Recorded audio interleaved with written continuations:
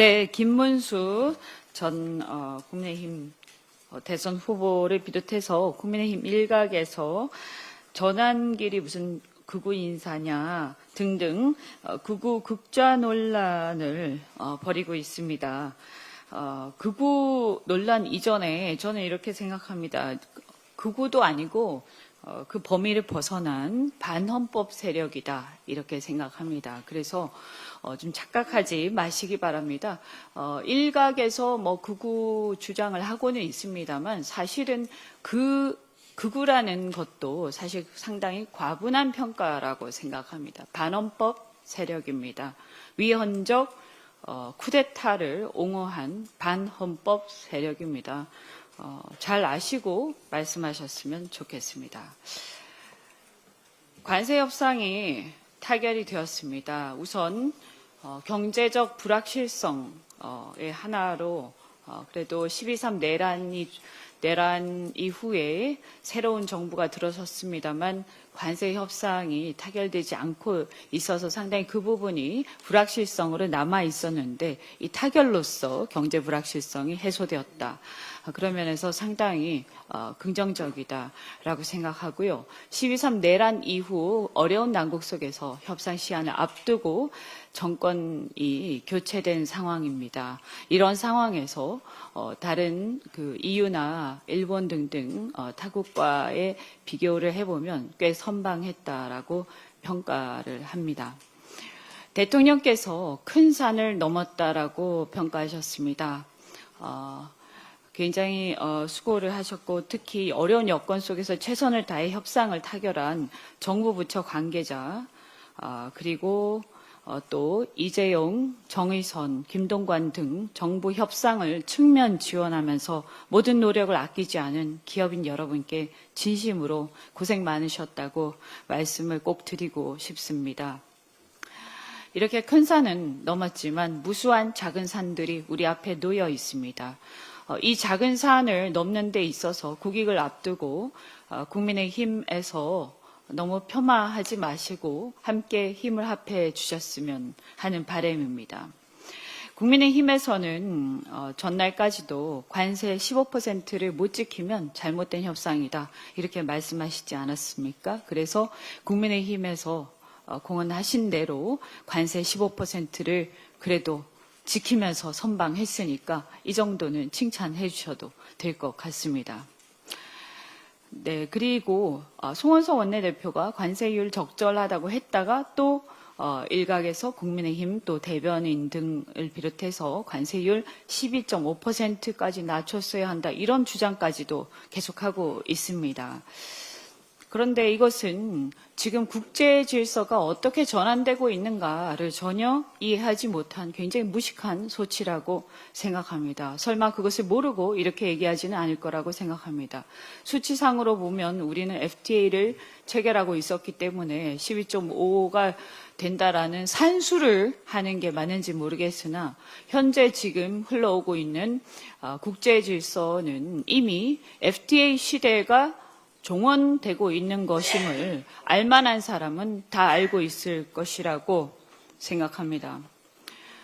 FTA 시대는 이미 종언이 됐습니다. 그것이 바로 이번 각국의 관세 협상의 그 행태, 그 결과이고, 이 관세 협상을 하고 있는 것 자체가 FTA 시대의 종언을 말하는 것입니다. 그렇기 때문에 우리는 이제 이 달라진 국제 질서 속에서 앞으로 모든 국가 전략을 다르게 설계해 나갈 수밖에 없다라는 것을 오히려 국민의힘에서는 야당으로서 우리에게 말씀해 주시고 달라진 국제 질서 속에서 어떻게 우리가 전략을 앞으로 모색해 나갈지를 고언을 해 주시면 정말 감사하겠습니다. 그리고 구체적으로도 3,500억 불 투자한 것과 관련해서도 너무 많다. 왜냐하면 우리 경제 규모가 일본의 2배 내지 2.5배, 일본이 우리 경제의 2배 내지 2.5배 정도 규모가 되지 않느냐. 그런 거에 비하면 너무 많이 투자를 약속했다라고 하는데 이것도 여러분이 말씀을 하셨습니다만 무역 흑자 규모를 가지고 트럼프 정부는 처음부터 이 관세 협상을 시작을 했고 그 프레임 안에 있었고 그 목적 하에 있었기 때문에 이게 경제 규모를 가지고 우리가 주장을 끝까지 했습니다만 이게 쉽지 않다라는 것은 국민의힘도 알고 있지 않습니까? 그런데 너무 그 얘기를 계속하는 것은 모두 다 웃을 수밖에 없는 얘기입니다. 그다음 두 번째, 2,000억 불과 1,500억 불은 나눠서 봐야 합니다. 국민의힘 안에서도 그것을 알고 있을 거라고 생각합니다. 1,500억 불은 마스가 투자입니다. 이것은 한미 조선협력기금으로 조성되는 것입니다. 미국에 우리가 투자를 당연히 하겠지만 이 투자를 통해서 얻어지는 이익들은 미국에 남든 한국으로 오든 간에 그 이익은 결국 대한민국의 조선업의 발전을 위해서 쓰일 것이다. 그것은 누구나 알 수 있는 것입니다. 결국은 우리가 어떤 전략 산업에 대한 투자를 한다라고 했을 때 그것이 미국 땅에 투자된다 하더라도 그 전략 산업의 기술적 협력을 통해서 글로벌 시장을 재편하는 데 있어서 우리가 미국과 함께 참여하는 것 자체가 엄청난 이득이 될 것이다라는 것을 알 수 있을 것이기 때문에 이 투자에 대해서는 앞으로 우리가 세부적인 전략적인 관점에서 디테일한 설계를 잘 하면 된다고 생각합니다. 그런 의미에서도 조선업을 비롯해서 세부 전략을 잘 설계하고 그 성과가 표면적인 숫자보다도 그 성과가 대한민국의 경제 발전에 기여를 할 수 있도록 잘 설계를 해 주시기를 우리 정부 관계자들에게도 부탁드립니다.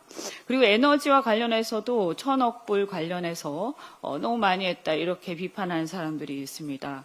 그러나 우리는 중동에 집중된 LNG 등 에너지 매입을 대체하는 효과들이 있습니다. 이 투자 다변화라는 측면에서도 결코 불합리하지 않고 또한 미국의 LNG 액화터미널 등이 준비가 되어 있어야 우리가 이것을 다 수입할 수 있는 것이기 때문에 이것이 시한이 있는 것이 아닙니다. 그래서 언제까지 1,000억 불을 다 수입한다라는 것이 있는 것이 아니기 때문에 우리한테 결코 불리한 것이 아니다라고 말씀드리고 SMR을 비롯해서 미래 에너지 분야에 대한 기술 협력은 미국과의 협력이 없으면 불가능합니다. 그래서 오히려 이것은 이 투자를 통해서 우리가 미국과의 협력에 선점을 하는 효과가 있다. 이런 것을 행간의 뜻을 읽어야 하는데 국민의힘은 이런 것을 읽지 못한다라고 한다면 수권 정당으로서의 역량이 굉장히 부족하지 않는가 하는 생각을 할 수밖에 없다. 이렇게 말씀드립니다. 어쨌든 트럼프 대통령은 지금까지의 협상 유형을 보면 끝난 것처럼 보이지만 끝나지 않는 경우가 많이 있었습니다. 그래서 끝까지 방심하지 않고 이번에 또 논의되지 않았던 주제들, 아젠다들 이런 것들이 또 나올 수도 있기 때문에 끝까지 만전을 기해 주시기 바란다 이런 말씀 드리고 또 국회에서도 저도 한미 조선 협력 통해서 미 군함에 대한 유지 보수 신설을 위한 입법 뒷받침을 위해서 법안을 어제 발의를 했습니다만 많은 분야에 대해서도 법안을 통해서 입법을 통해서 뒷받침하도록 애쓰겠습니다. 감사합니다. 다음으로